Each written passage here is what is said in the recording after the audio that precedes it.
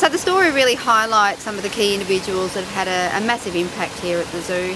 You know, Kababu, Willow, Jantan, Labutu, you know, chimpanzees, gorillas, orangutans.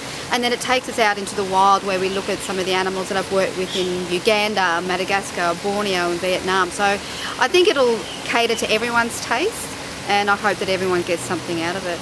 David approached me a couple of years ago when, shortly after the 60 Minutes video that I did, the program where I was fortunate enough to be part of an orangutan release, and he said it was one particular moment on the camera where I was looking out over the forest, and I was in the back of a truck, and I remember that moment, and he said that my smile could sort of, you know, brighten up a very dark rainforest, and while I thought that was you know, a slight exaggeration, I do remember thinking that, wow, I have been part of something so amazing, and I feel so incredibly happy now.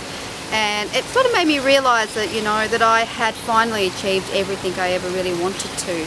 And so the world's everyone's oyster, and if you really want to go out and do something, I think that's what the book does. It encourages people to capture their dreams and take it out into the world.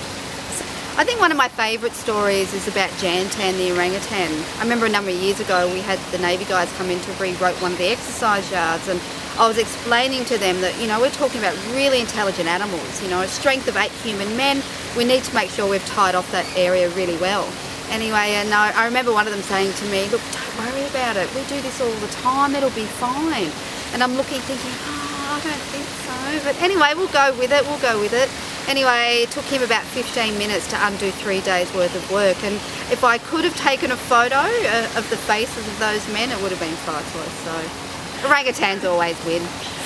So I've donated, and so has David, a fair amount of the funds raised from the sale of this book to some really important conservation projects.